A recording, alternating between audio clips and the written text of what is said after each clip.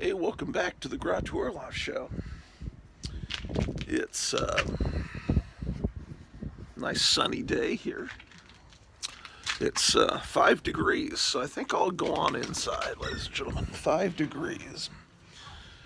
I just saw someone post that, I don't know when it was, somewhere in the Yukon. Years ago, it got down to minus 69 degrees. And it was so cold that weird things started happening when people breathed out. It would turn to dust and fall down, the breath. And they said that you could just hear people talking 5 miles away like they were right next to you. Somehow the cold did weird shit to the universe. But anyway, back again. Incredibly tired and exhausted on a Sunday morning. And we're going to... Hey, there you go. Again, welcome Phoenix, Arizona. Watching this big 6-hour event on Rumble. I think Mel K is part of it.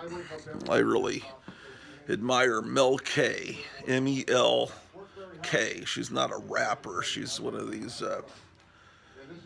people that's banned from YouTube because they tell the truth, you know. So it's some people would call her a conspiracy person, but she's very, very good. You ought to listen to Mel K. On the Rumble channel.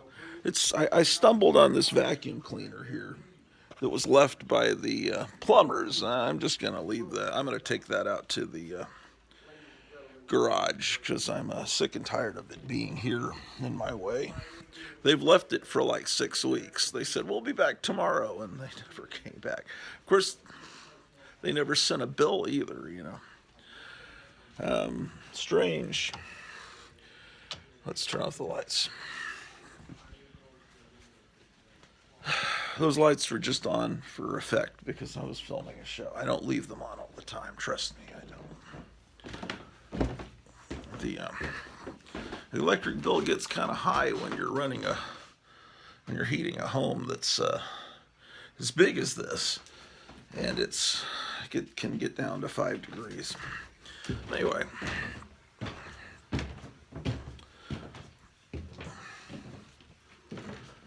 I've got some power records I need to put up. I was just watching Man Bear Pig on YouTube, and he's reorganizing his comic collection and moving comic boxes upstairs and putting his entire comic collection in complete alphabetical order, which is what I used to do, you know. It's the way it always used to be. I would alphabetize just like the Overstreet Price Guide. But now I've got all these Bronze Age and up comics.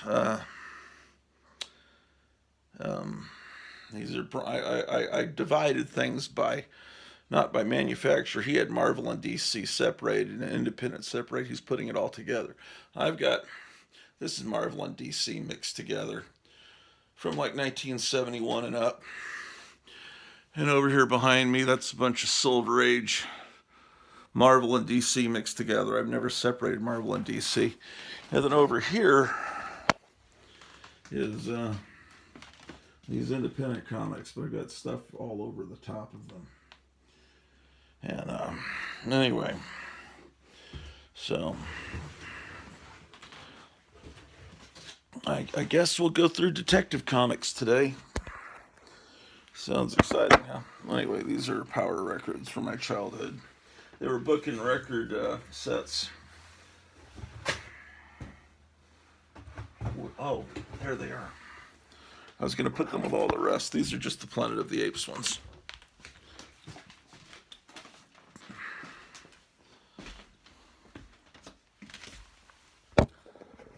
So, should be Battle. They never did one for Conquest of the Planet of the Apes. That was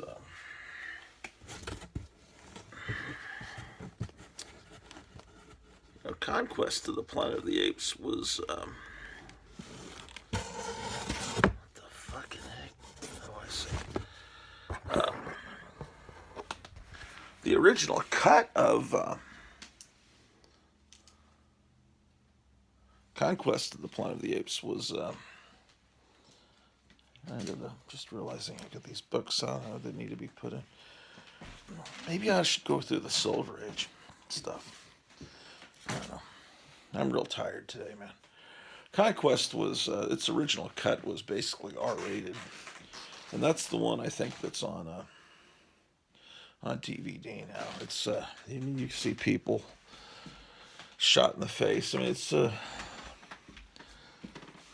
pretty violent film. The apes take over Los Angeles.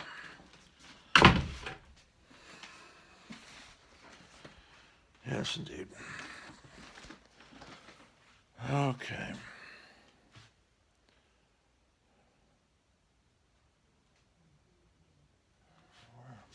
I wonder if I can use a different background today. I'm sick of the same background.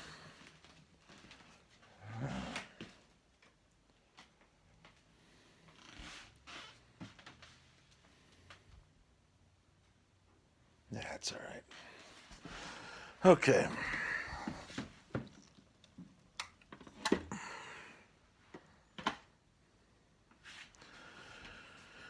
Okay, well, we're looking at Detective Comics.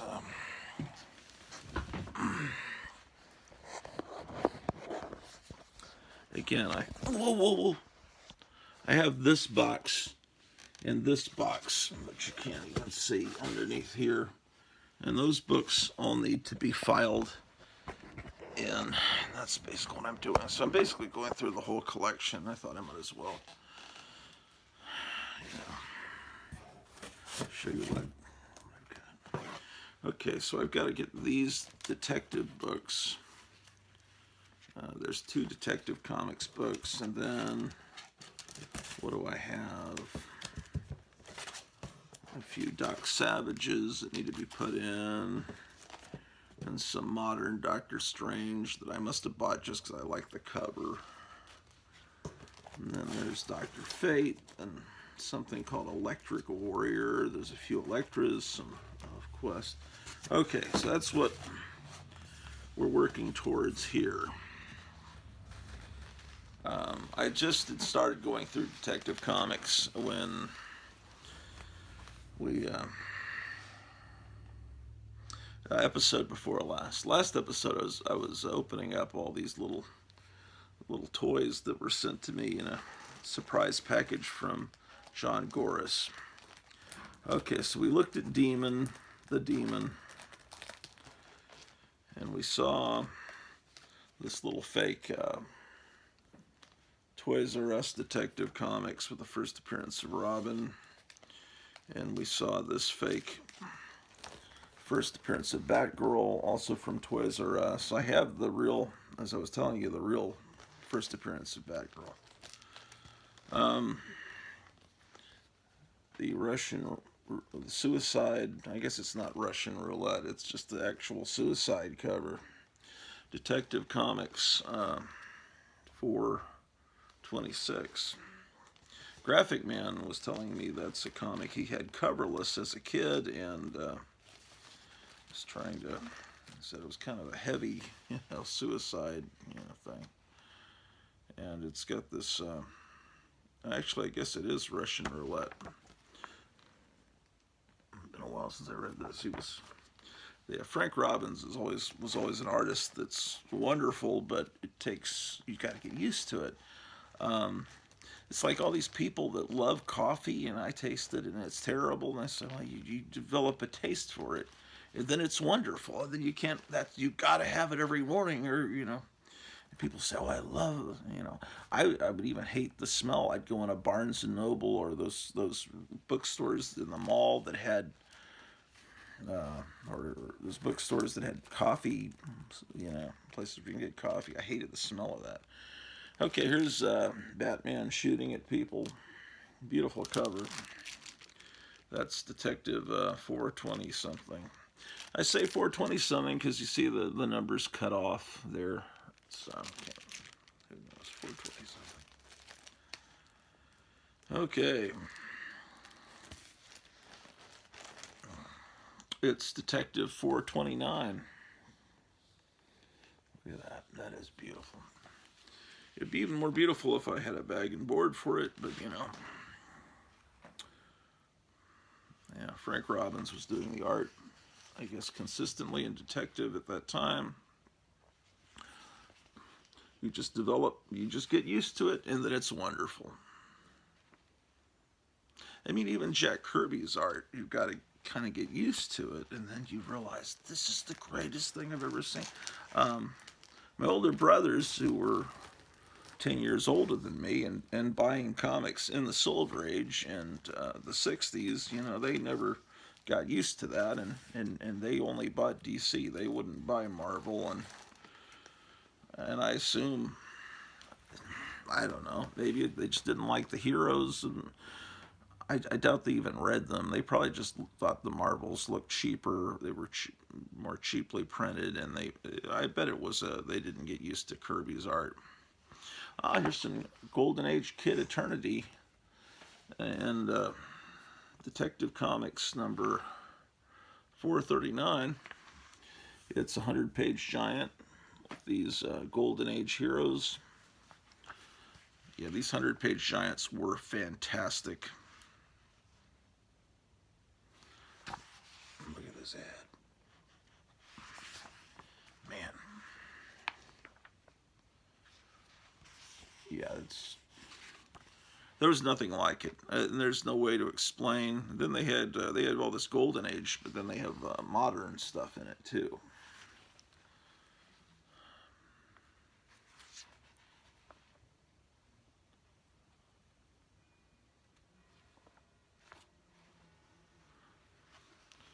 He stalks the world's most dangerous game. That's almost right out of the opening of the Green Hornet radio series. Guess what did it say? He hunts the biggest of all game. Public enemies who try to destroy our America. That was the Green Hornet, yeah. Then it would go into the Flight of the Bumblebee. Gotta listen to the old Green Hornet radio series. I'm sure there's many episodes available here on the enchanting YouTube network. I never had any of these endangered animal. I was more into like monster stuff. Okay, this bag really need. This is why a lot of these books are. This bag is just. But I took a lot of bags off of my comics years ago because they were just. And I'm gradually replacing them, and soon. Oh, happy birthday, Graphic Man. Yesterday was his birthday. I think I just saw, right before I started this episode, that Comic Collector Geek has a birthday today.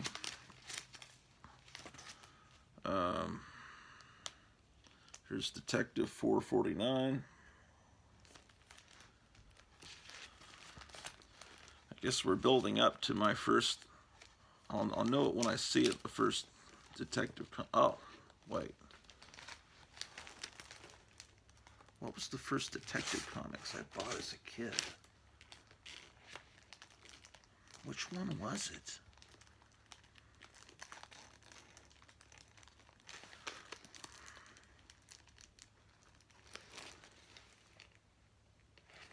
It wasn't any of these. Well, could it have been this late? Could be.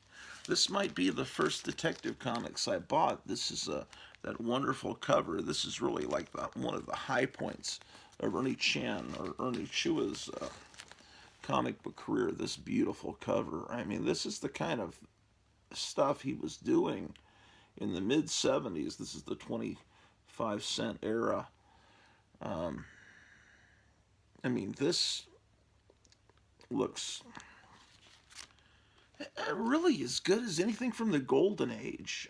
This is just a fantastic cover on 456. But yeah, this was. Oh, I just said, but yeah.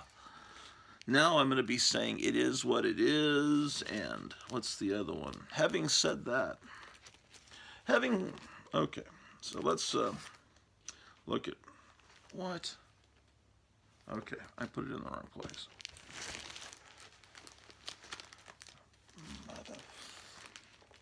Oh shit, there's more.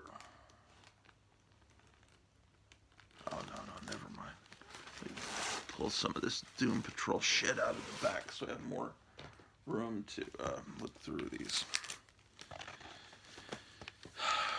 This one, wow. Still an Ernie Chan cover. Look how they got the older looking, that cool looking Batman head there on the Detective Comics logo.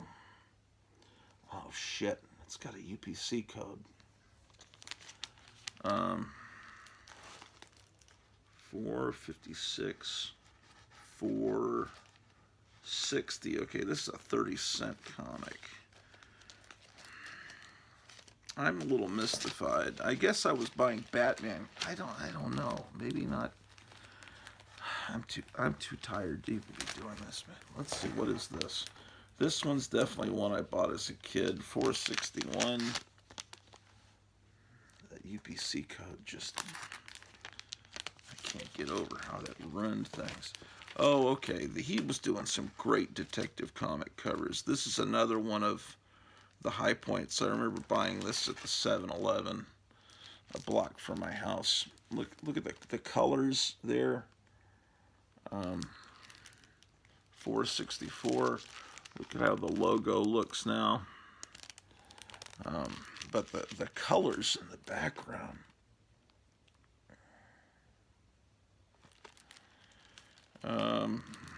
Wow. Far. What's his fucking face? That baseball guy that does Spawn. I can't. Why do people like him more than Ernie Chan? Ernie Chan's so much better than think of that Spawn 90s stuff and that Spider-Man stuff. I'm real tired. I mean, I should be able to think of that guy's name. I've never, I don't know, I can barely remember my own name. 468.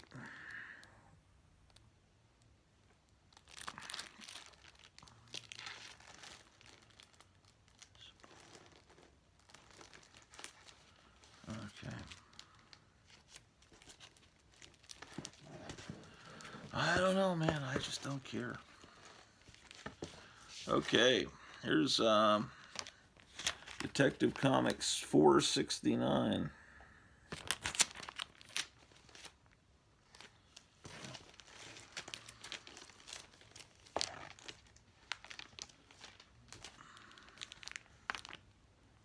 $472.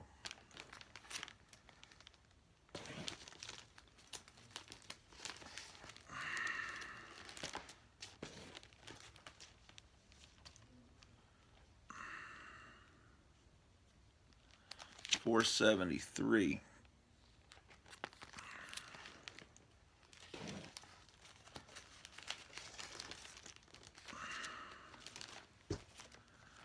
$474. Deadshot's Revenge.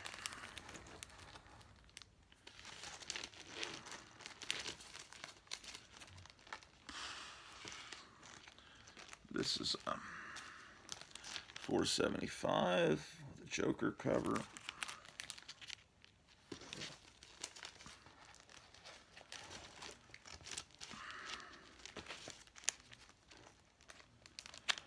$477. And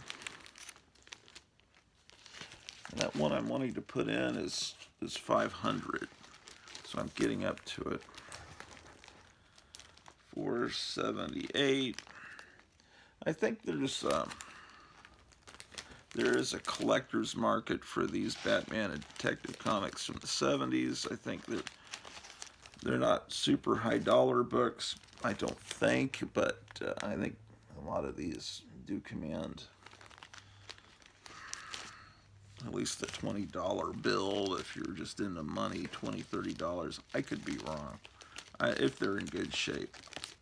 What do I know? We're into the 50-cent comics here, which was a weird experiment there for a while, where they gave you more pages and charged 50 cents, and then they went into this experiment where they charged $1 for the comic and gave you a book that's basically as thick as a Golden Age comic. You had 68 pages, which is kind of double what. No, I have 2 copies of that.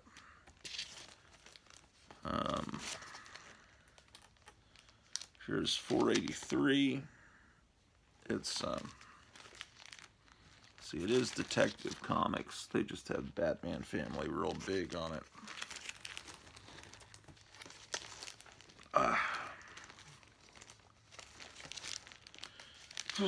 Okay. 484.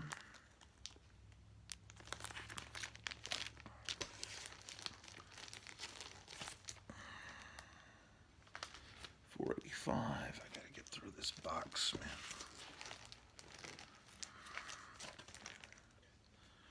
490. Okay, I'm getting closer to 500. Andrew and Giordano. For a half second, I thought that was Neil Adams, but it is not.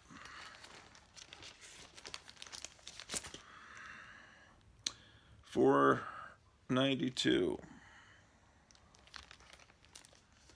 All of these are books that I bought as a kid.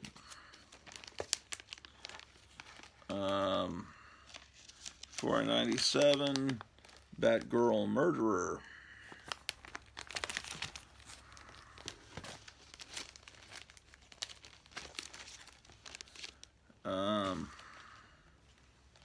Oh, here's Detective Comics 501.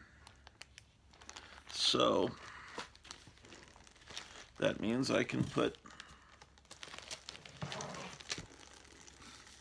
number 500 in. It's got a wraparound cover. It has all kinds of stories with different artists.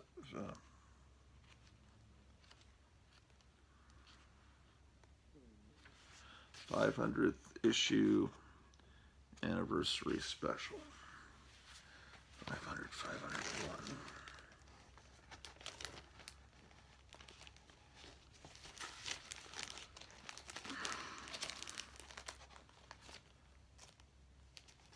Maybe I should go get a hamburger, man. 503.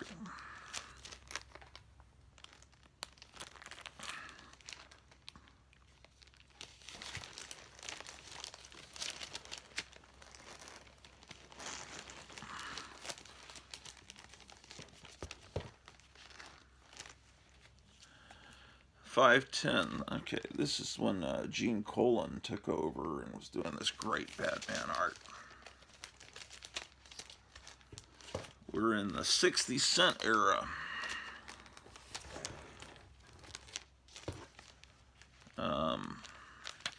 520. We're also in the era where video games are starting to overtake comic books. 523. I mean, my collection is not world class, and as you're seeing, this is embarrassing compared to the collections you guys have. 530, and but this is what I've got, you know.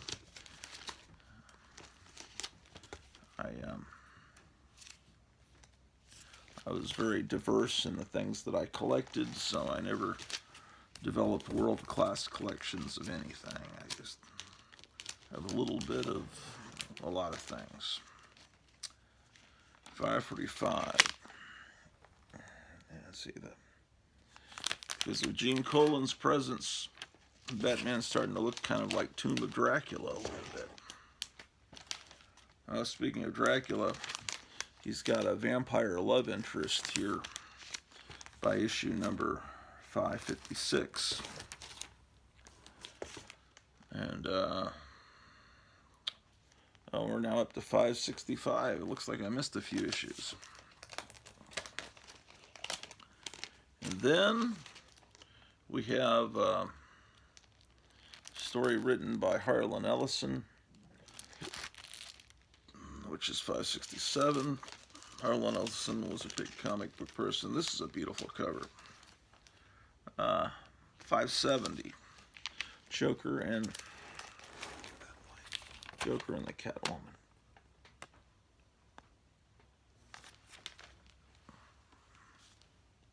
$570.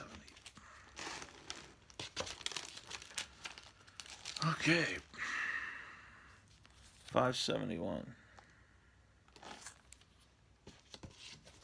Todd McFarlane. It took me about, 15 minutes to think of his name, because I just don't, I'm not the hugest fan. He's alright, just fine. He's great. This is 572.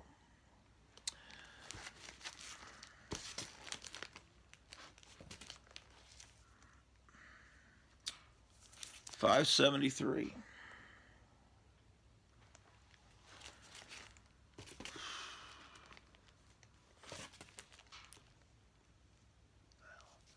$577.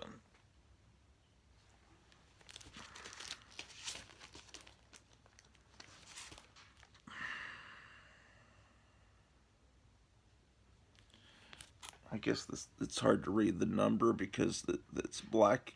What does that say? It's blue on top of black ink, whatever that number says.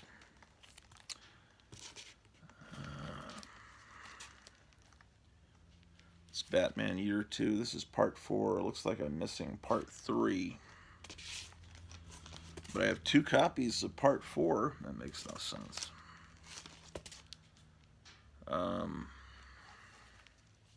It's a good Two-Face cover on 580.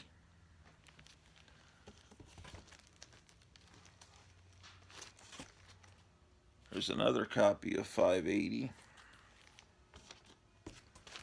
I think there's a Todd McFarlane cover coming up at some point that's pretty famous, where his cape is folding over everywhere like a Spawn would later.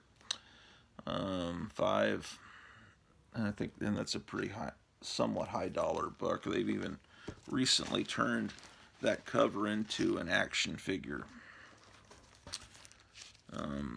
I think it's coming up here. 589. You guys are probably all shouting the number at your television. 590.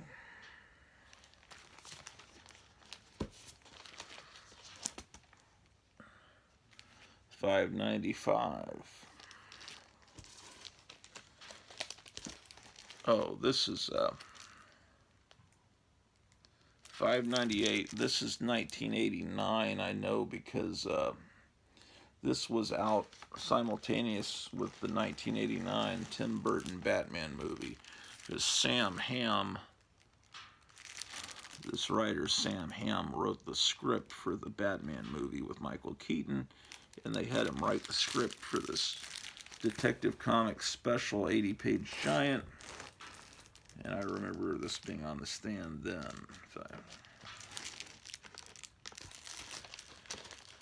Okay, fantastic. There's a book not bagged and boarded. It's issue 608 with the punk rock anarchy symbol on it. And then here's another copy that is bagged and boarded. Okay, all right. 622. They got Dick Sprang to come back kind of out of retirement. One of the great Batman artists to do a few covers. Unfortunately, they didn't have him draw the traditional Batman, but this evil-looking Batman. So that's 622. He did several covers. I thought I had them all. I don't know. Here's 633. Look, another anniversary issue. This is 627. So, oh, it's the 600th anniversary of Batman being in Detective Comics. Okay, so we use in Detective Comics 27, and this is 627. Okay, that makes sense. 630.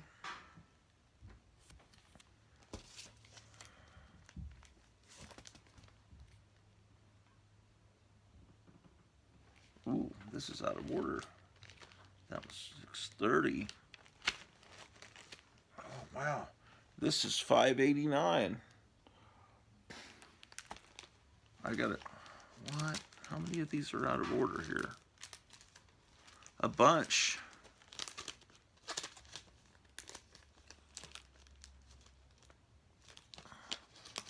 A whole bunch are out of order.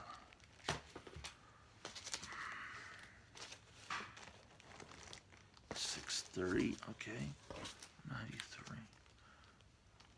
Okay, I've got to go back and file these in. This is 593. Then the one I just showed you is 589. Okay.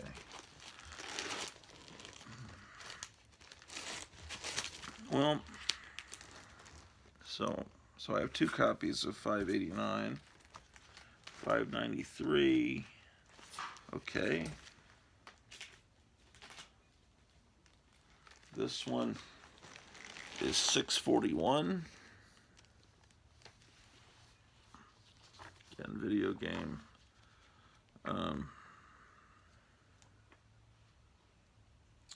I looked up, I was wondering what the Defenders of Dynatron City was. That's, I looked it up, that was a video game, and they made like a pilot for a cartoon series, I guess Saturday morning series, but it also had the tie-in of those comics. It was some video game from the early 90s that I think George Lucas funded.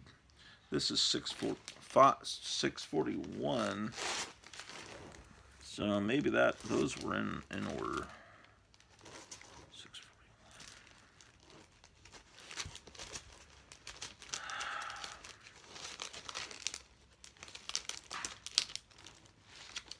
Oh, I have 3 copies of 641, huh? Really? Okay.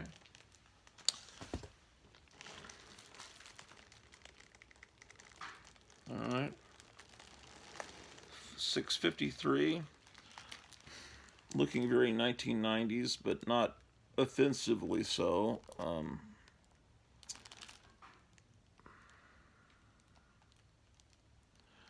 That's interesting the way they draw Batman. He's almost got the little pursed lips like what's his face? Michael Keaton.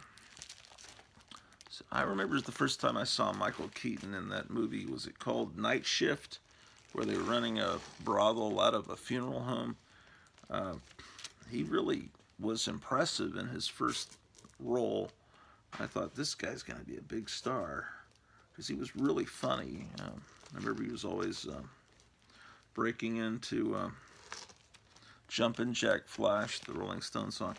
The Rolling Stones are recording a new album, and they're probably all, I would say, early 80s, or damn close to it. 653. Oh, yes. 653. 41. Okay. Wait. We didn't see 652. There's 652. And then 653 follows after that. 652. Okay. Oh, here's another one of those covers by Dick Sprang. I said I know I have more, but it was just out of order. This is 624. Let's get this in. Oh, and then I have another one of these that I need to file in. So I have 2 copies of 624. Whew. Well, I hope you guys are all doing well and staying warm and avoiding obsessive compulsive disorder tendencies. I saw there's a convention next week in, what is it called? Cedar Rapids, I think. I can't afford to go to that. That's 3 hours away also.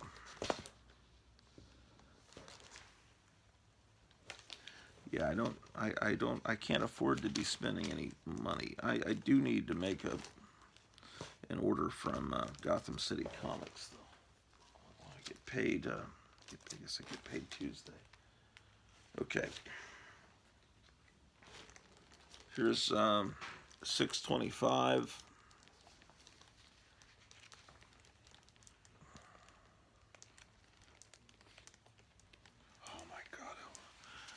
Dungeons and Dragons, what a nightmare. I started talking about Dungeons and Dragons on one of the last episodes, and I never finished it. I got off talking about something else. Dungeons and Dragons was something that spread at my junior high like a disease among the people that I knew. They all started getting into Dungeons and Dragons and talking about Gary Gygax and multi-sided die, whatever. And there was over by the Skaggs Albertsons, about a half mile from the high school, there was, then when I was in high school, it was still a thing. There was a hobby shop there, and these kids would leave at lunch and go and get Dungeons and Dragons stuff. I just, I prefer games like Stratego and Risk, but that game seemed like it would require that I devote massive amounts of time and money and a big amount of money and buying all these books. It sounded like I was just going off to college just to learn how to play this game, and and then you're around some of the most horrible people playing that game, and you're spending entire weekends with these people. And this is another. Did I have another copy of this? Oh, yeah, I did. This must be a second copy of this anniversary issue. So, or is it? Oh, this is out of order. 633 is out of order. Okay, so yeah, I have two copies. Oh, I said so, yeah. But yeah, it is what it is. Having said that, that being said, this is 633. But yeah, it is what it is. It is what it is. It is what it is. Having said that, let's build back better. Build back better. Yeah, then this moron kid, when I was in junior high school, somewhere at a college, he was down in the tunnels under his college playing Dungeons and Dragons, but in real life in these tunnels, I think he got lost or something, some big deal, and then the news started talking about how, that Dungeons and Dragons is evil and all this, and 6.1, I already showed you that. Maybe that Todd McFarlane red cover with the cape folded, was that a Batman comic or a detective comic? Because I don't remember showing you that when I went through the Batman comics. Okay, here's where we're at. 656. I don't know.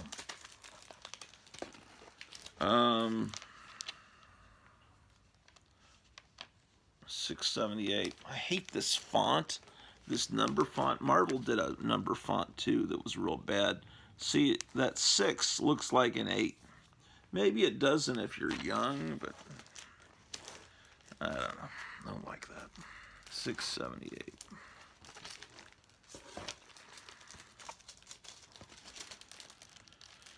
Oof. This is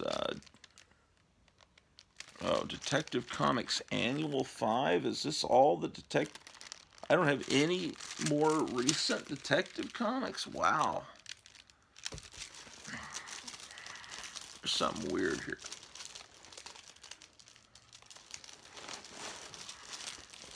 I don't know what that... Maybe I did. Did I show you that Todd McFarlane cover when I went to the Batmans? Anyway, here's Devil Dinosaur, something different. Now, that little ape boy is now a girl named Moon Girl or something. I don't know. So I guess they're trying to sell Devil Dinosaur to little girls or they them people. This was a weird comic that came out back then, and I remember buying it. And these are all my original off the rack copies. Ooh, yeah. There's a tear in the back of this one that's been repaired by little tiny pieces of tape, which I have a distant memory that's like 4 decades old that is something that that happened. Devil Dinosaur 4.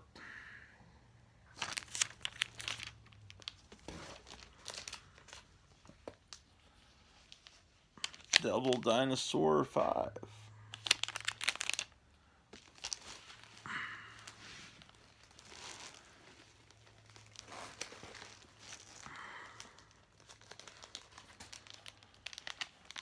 Devil Dinosaur 6.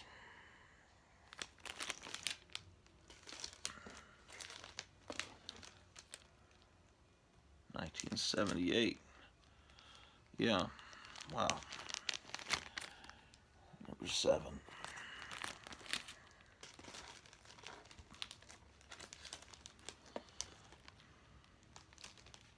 Oh shit.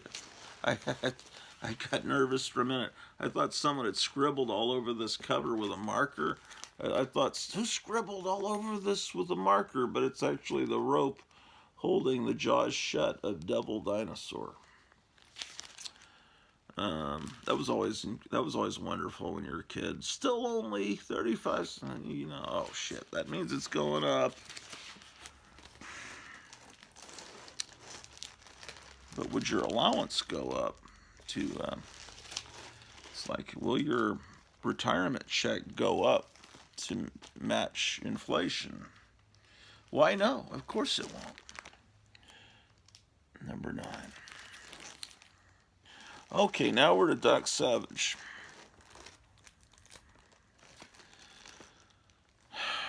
Why don't I have Doc Savage number 1? I guess I don't. I thought I had it. I thought I had all these Marvel Doc Savages. It doesn't look... I have 2. I have another copy of 2.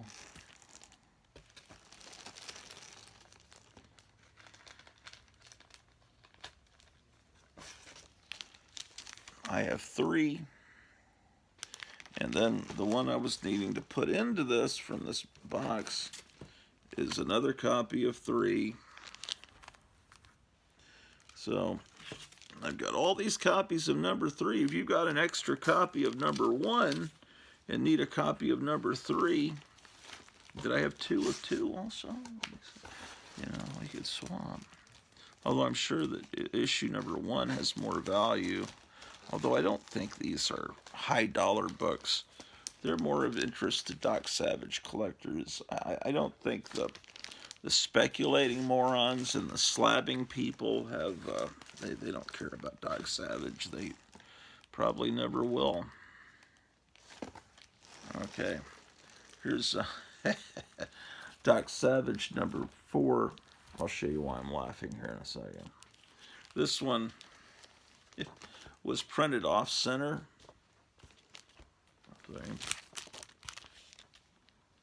See, it's just little. It's off center. So just a little bit. So you have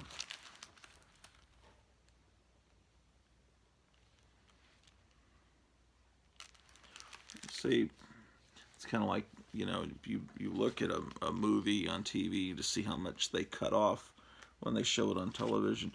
You see the submarine and then this piece of coral or whatever, rock. You can see more of that on this one because I like to call this the 0-cent variant. This is the free one that only costs 0 cents, but it's just the 2 is on the back. So they just cut a little wrong. Not only is it a 0-cent variant, but it's this ad was always great. It's not a Mark Jewelers. It is one bought at a PX. It's not Mark Jewelers. This is National Diamond Sales. It's also, see, military men. Your credit is good at National Diamond Sales. But not only, and then it also has, for, you know, when you quit the military, why don't you become a police officer or a detective, right? That, and then it has this lingerie ad in a comic book, which is ostensibly aimed at kids, you know. So. Yes, indeed. So that's a 0-cent variant and a National Diamond Sales insert. So it's probably worth thousands of dollars. Doc Savage number 4. This was all a couple of years before the George Powell movie came out. And then when that movie came out, Marvel resumed doing Doc Savage, but as a black and white magazine. Number 5, but that movie wasn't the hit they were thinking it was going to be, and that magazine was kind of short-lived, although it went longer than this color comic, 6. Gold Key did one issue of Doc Savage also earlier with a cover that looked just like the James Baume, who did the cover paintings of the paperbacks. His Doc Savage was really popular in paperback, reprinting his pulp adventures. That's number 7. Number 8. This might be the final issue. Let's see. So it looks like I have the whole run except for issue 1, which I always just assumed I had. Here's 8. I've got 3 copies. And then there was Giant Size Doc Savage, which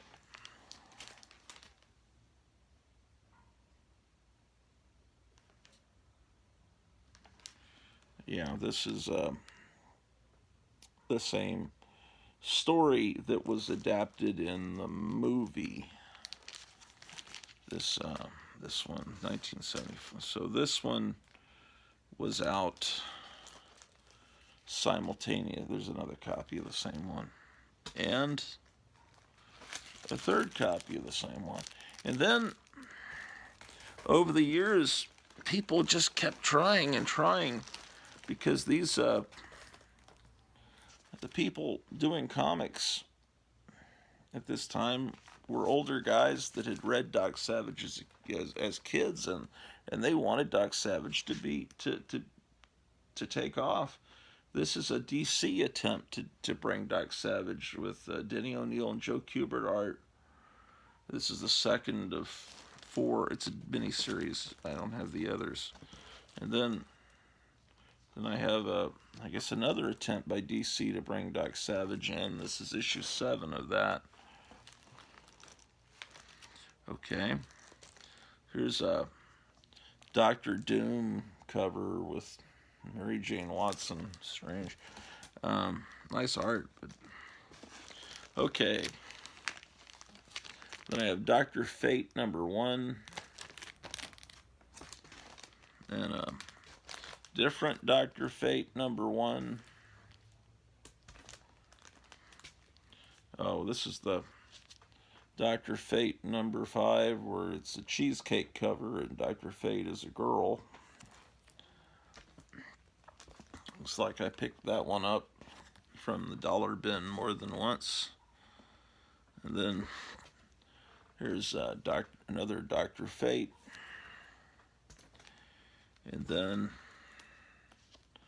another girl Dr. Fate, right about the time Batman Returns comes out, so that would date this to 1991. That was just an OCD moment. I turned it around this way, and then I had to turn it back around just the same way to put it back in. And oh boy. And it's probably because I only got a couple hours sleep last night.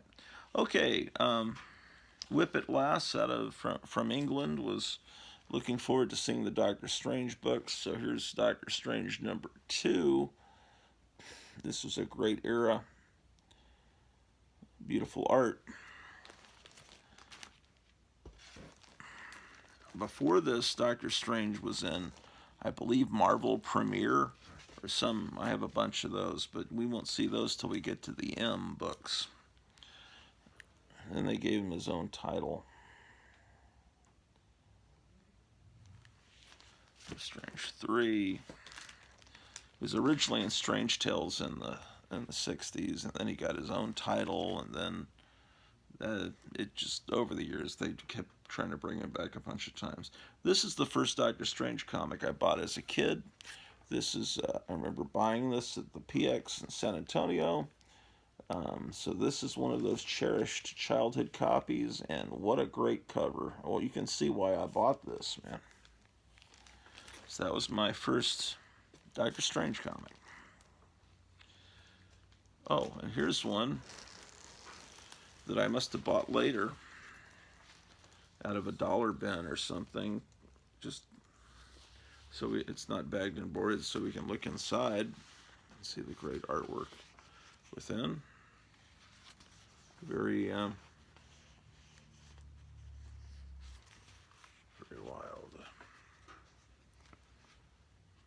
Ooh, this is not good.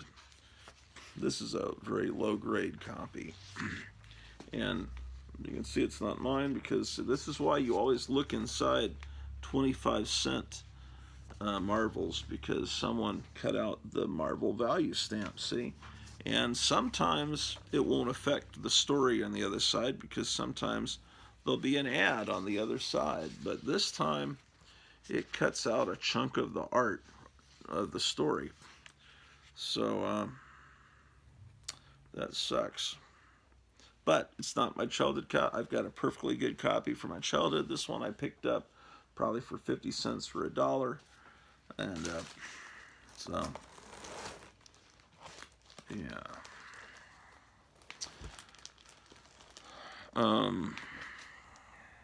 So it is what it is. Having said that, here's number 5.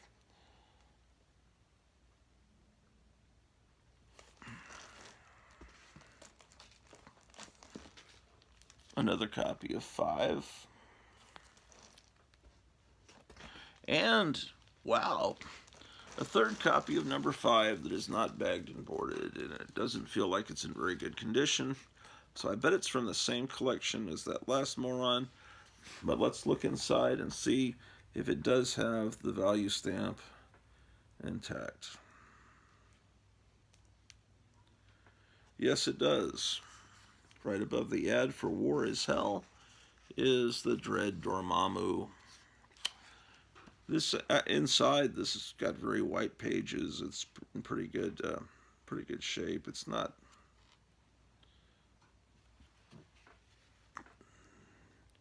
Damn, Frank Bruner, great artist. There were great artists back in those days. They were giants in those days. It was a good time. But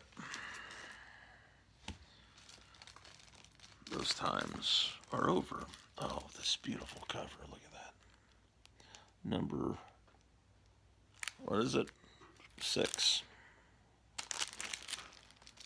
Okay, which would bring us to number 7.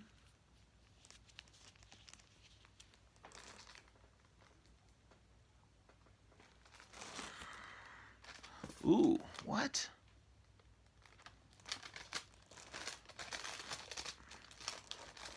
Okay, number 7. Number 7.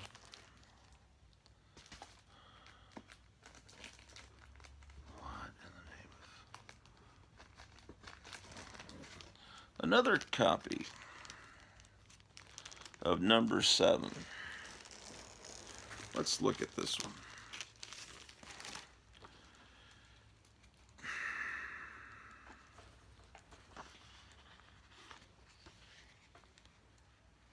See if it has the value stamp. Mighty Marvel belt buckle. That's a really good way to get your ass beaten at school, wearing that to school.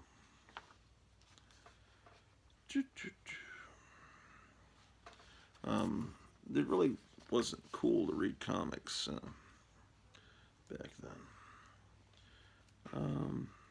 And I guess it isn't. I guess it isn't now either. But usually there would be, depending on how big a town or city you live in, a handful of people at your school that would be into comics, and you would find them and talk about them, but it wasn't like being into sports where you could find tons of people that would know all about that. I have no idea who's playing in the Super Bowl next week. I guess that's a week from today, huh?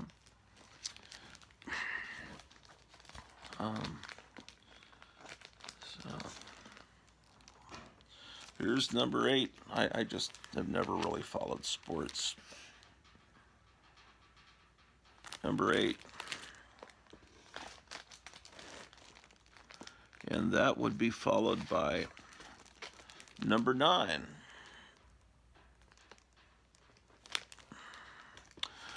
I don't think I have number 10. Here's number 11. Great cover. Number 12. I remember buying this one off the newsstand. And then number 13, still in the 25-cent years. Uh-oh. The next one, number 15. Well, that's not the next one. I'm missing number 14. Number 15 has the dreaded, still only 25 cents, which means comics are about to go up. But that would happen, it's very often during those years. Let's see, who was president then? Nixon had probably resigned by that point, so this was Gerald Ford was president, right? Well, when the United States went off the gold standard in 72, that's when inflation started. Nixon was tricked into doing that by Kissinger, I think. Okay, 15, but then when a Democrat president got in, Carter, things got really started going up. Okay, I have 15. I'm missing 16. Here's 17. 17. What is the deal? Oh, okay. 15 had the big, still only 25 cents. This one has 25 cents in big print, but I think looks like the next one's going to be 30 cents.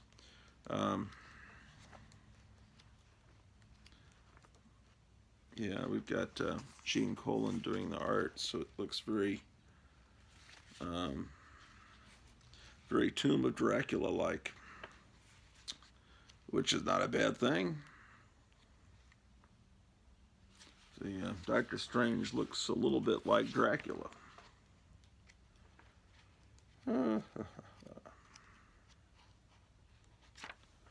It improves my mood looking at these cool comics.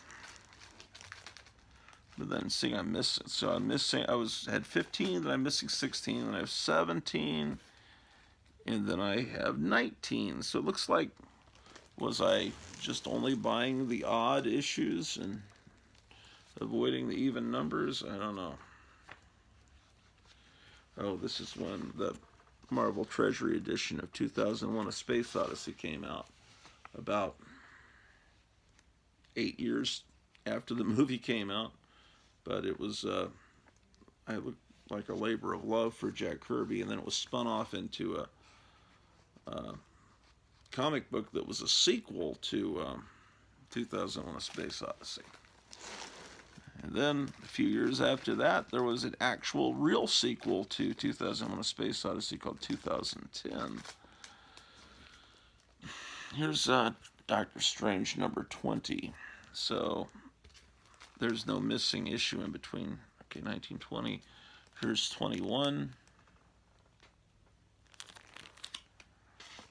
And here's bagged and boarded 21.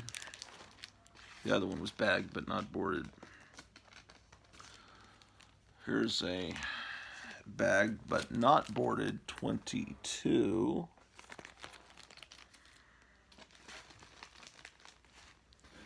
Here's a another 22. Oh, and then I have 23. See this Worm World, they tried to make that look like the logo for Westworld, the movie that had come out. Well, this is 1977, a couple of years before. That was 23, and then I'm missing 24. Here's 25. We're in the 30-cent era. Orca, the movie that nobody ever saw, but obviously was rushed into production because of Jaws. They thought, well, killer shark, what about a killer whale? And the other one that came out, I think, like maybe a year after Jaws, was The Deep. Or maybe that was, what are we in now? Is this 70, 77? Yeah, The Deep was another novel by Peter Benchley, but it didn't have a shark, so it wasn't the big hit that Jaws was. 25. Boy, here's another copy of 25. Then it looks like I'm missing 26 and 27, and then I have 28. I can't explain why I have all these missing issues. Then I'm missing 29, then I have 30. If I had a good comic shop around that was well stocked, maybe I could go and just pluck the issues I need. Here's 31.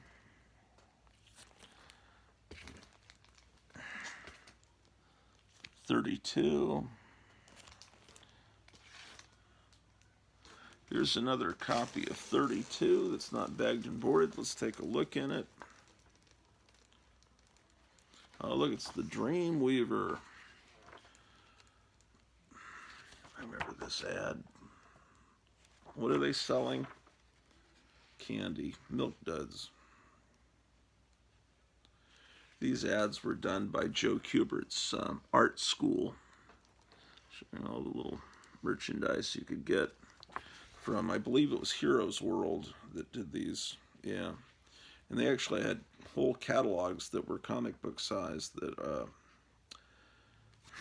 I have a bunch of. There's the Silver Surfer book I thought was missing, but I found a few episodes back. I wonder how many of you actually watch every episode. I've been doing too many episodes this week, mainly because I'm trying to get these books done. It's bad form to do that many episodes because someone that's actually wanting to watch all your episodes is not going to have time to do it. And then you just overwhelm them, and then they just say, fuck this guy, man. And there's another 32. And that's not what I'm trying to do. I'm trying to get everything organized so this house could be livable. Got to work in the garage too. I don't know if you guys want to see me working in the garage. 33, and in the basement I've got to organize a bunch of papers. Some of them may be kind of interesting. You may want to see that. 34.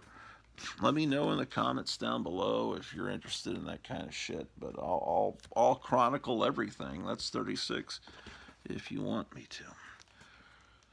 Here's 36. When Star Trek the Motion Picture came out. Ooh, this one's in bad shape. Then we have 37. There's a lot of... looks like I'm pretty consistent with my Doctor Strange purchasing about this time. Here's 38.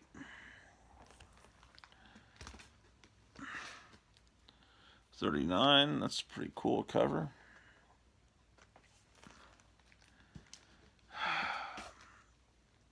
Another copy of 39 that I'm missing 40 and 41. Here's 42.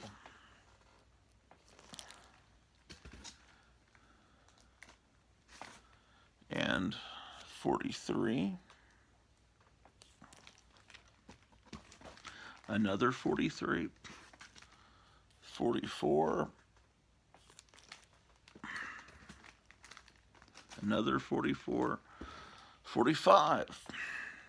If I could just trade these doubles I have or triples for the issues I don't have just with someone that doesn't have the ones I have doubles of, then I could easily, because I can't rationalize spending much money right now with what we're going to have to be spending soon. 49. 49. I just said that. Okay, so then I'm missing 50 through 55. There's 56.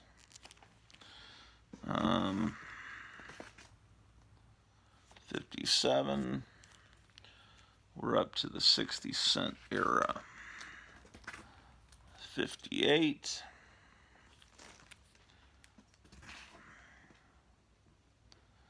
And then there's non-newsstand 58. 61. See, I'll show you something.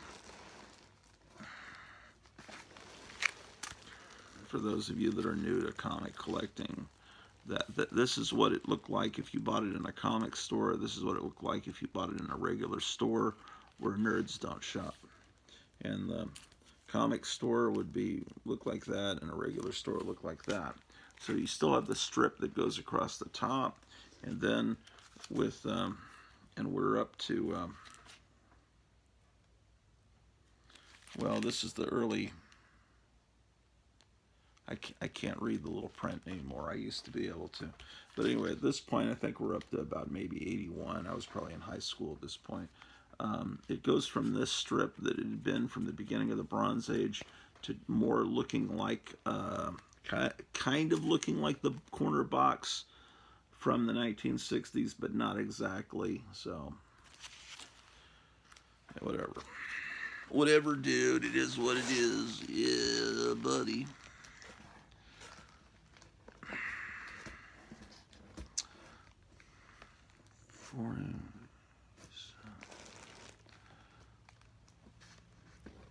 Okay. I noticed that Right Side Broadcasting yesterday, they live streamed all of Trump's speeches, but as soon as it was over, they cut it from YouTube. They didn't want it to stay up on YouTube because they don't want YouTube to penalize them for having Donald Trump on. 63. Can you imagine? That's 63. I have a couple of copies of that. Here's 64. 2 copies of that. 65.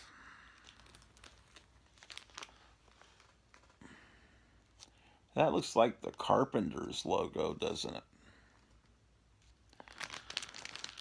I love the Carpenters.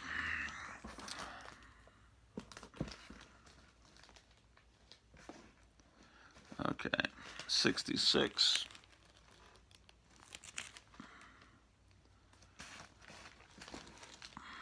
Another 66. 67.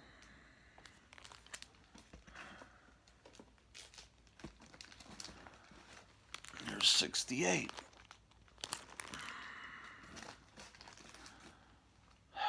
69.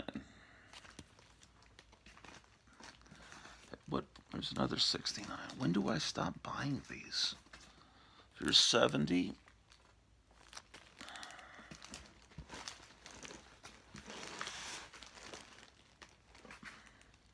71.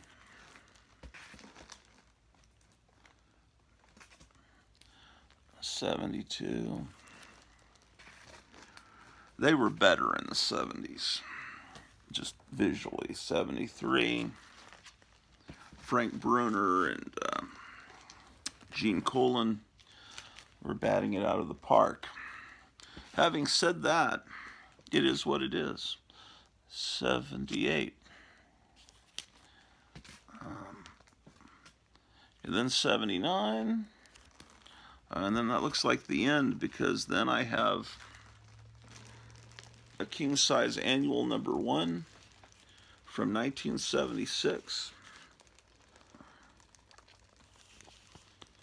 This being a good time period with Evel Knievel back covers and Hulk ads for Hostess fruit pies. Man, I could go for a Hostess fruit pie right now. I think I'm gonna go get myself a something to eat. I'm gonna go get me a burger or something. Yeah, this is good. 1976. And then there's this giant-sized Doctor Strange. Ooh, this is from the year before. Now that's cool looking. See, this is what I like. That should be in front of, well, yeah. Okay, and then I have, oh, this is cool. These are reprints of the Strange Tales stories that Steve Ditko did. So Steve Ditko, well, that's Milgram and John Byrne on inks doing an amazing simulation of Steve Ditko's art. First I was thinking that was Steve Ditko's art, but Steve Ditko, when he came back to Marvel, he would not draw Doctor Strange or Spider-Man. He'd draw any character but those.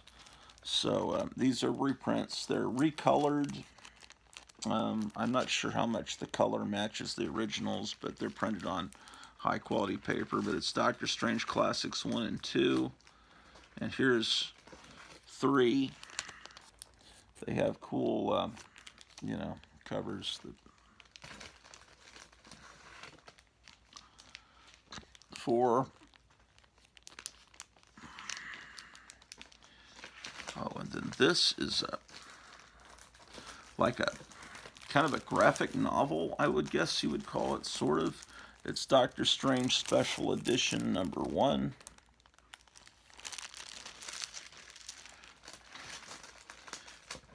Okay, and this is a 1990s revival. Doctor Strange 5. They use an old Doctor Strange logo from the late 60s there. 19. Oh, they got Gene Colan back. So it looks pretty damn cool. I mean, not everything in the 90s was bad, I guess. Here's 22. Now the art is not Gene Colan. 38, right from the dollar bin. Still says $1 on it. 45.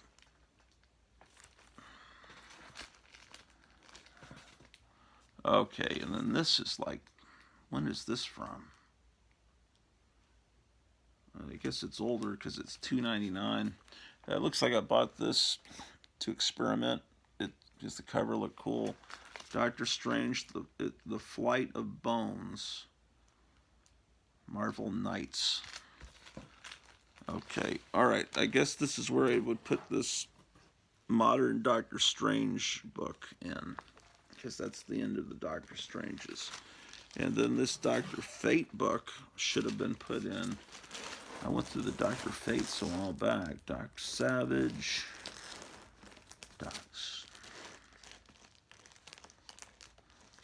The Doctari theme just came into my mind. Doctari, Doctari, Doctor.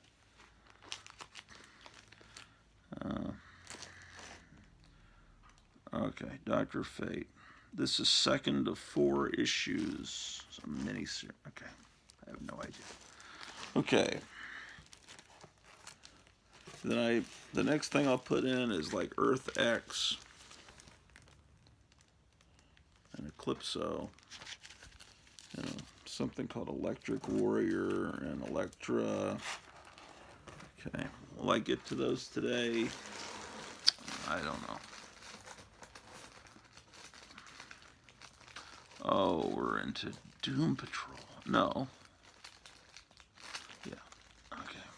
Next is Domino. And then we're into Doom Patrol number 122. This was early 70s reprints. And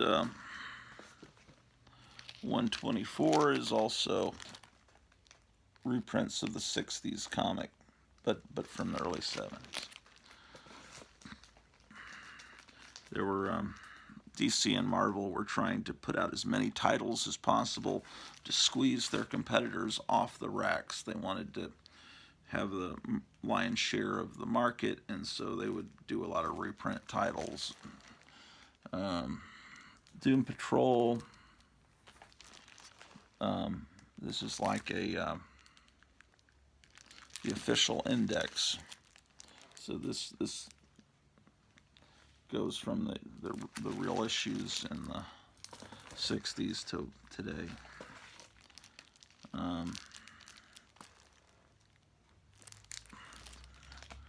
Okay, and then this is issue 2 of a revival of Doom Patrol.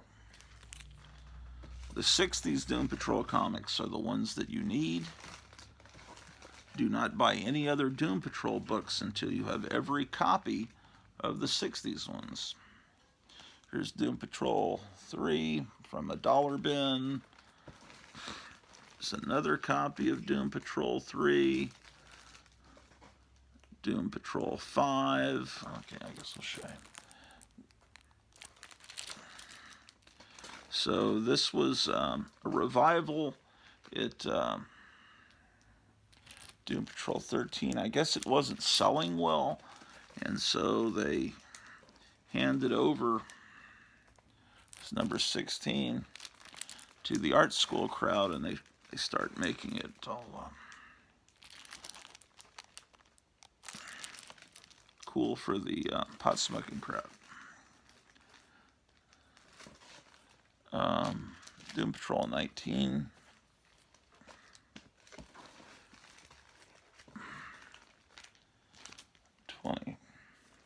Yeah, there were all these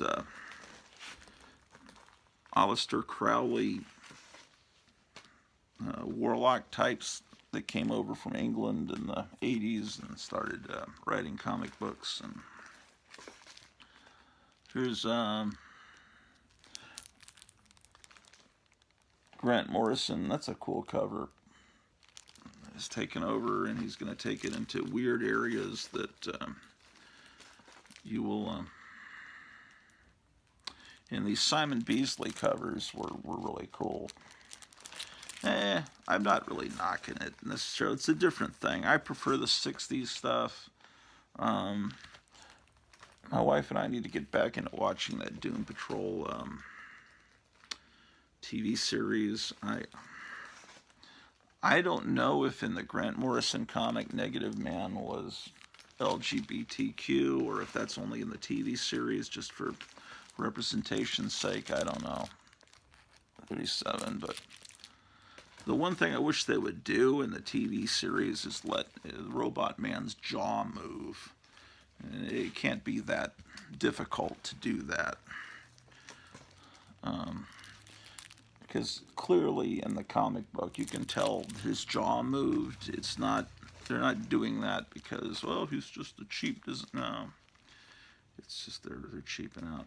Yeah, see, these were when we start watching the TV show. I thought, well, I'll go back and pick up some of these right out of the dollar bin at Half Price Books.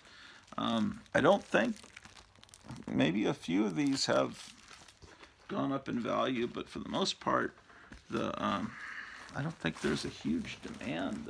I don't know. See, this is another one I got right out of the dollar bin, 47.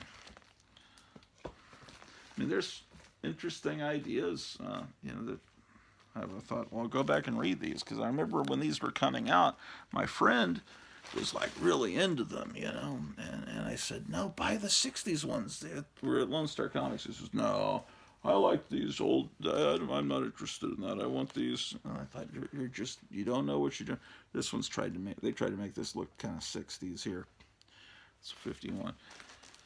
I said, you don't know what you're doing. You got to get the 60s ones. And anyway, that was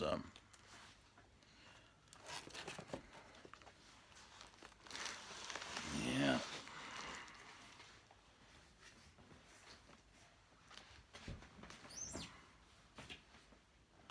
Yeah, that was a friend from the old days.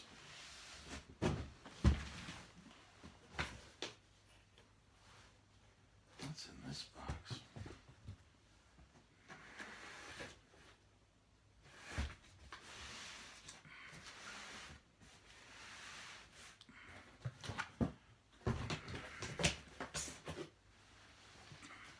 I've got to get another box in the other room. I don't know how long this tape will go on. This recording probably going to end any time.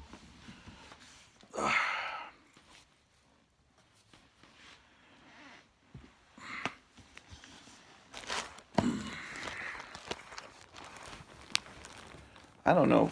Maybe we shouldn't look at all the Doom Patrol comics. It's just going to be boring, man. What's after Doom Patrol? DODPRSTUV.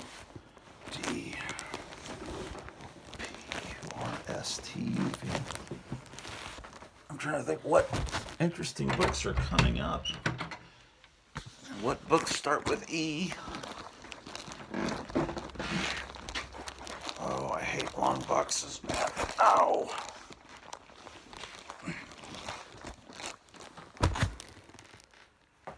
Okay.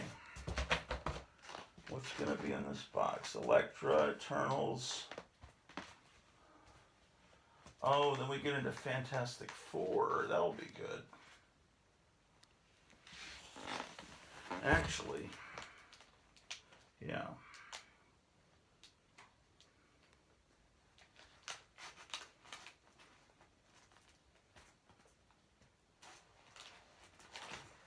Let's do Fantastic Four.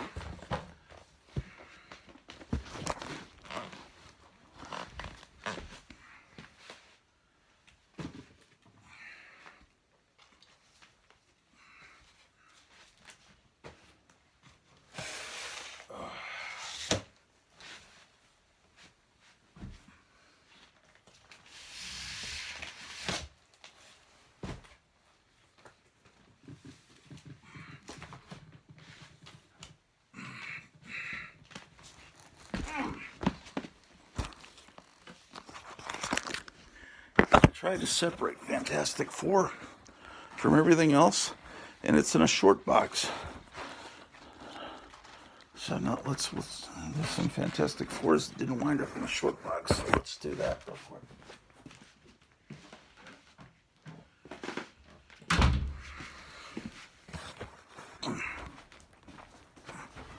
Whoa, shit, fuck, piss.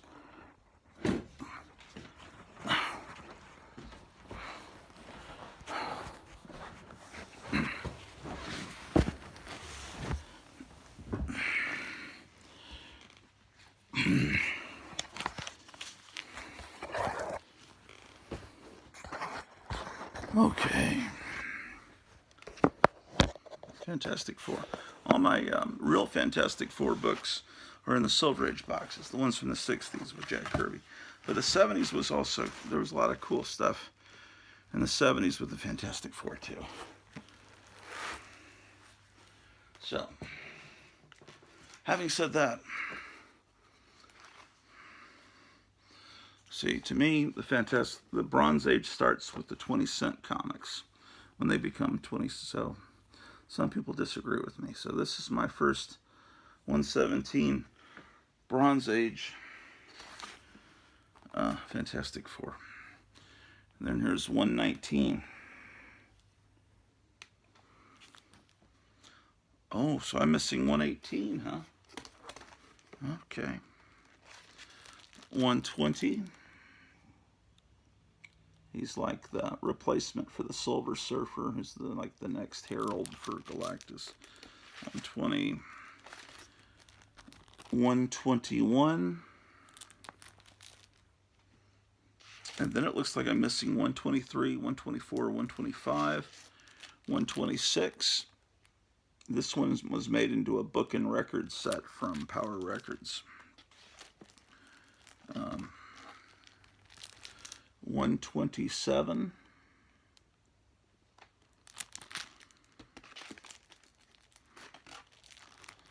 128.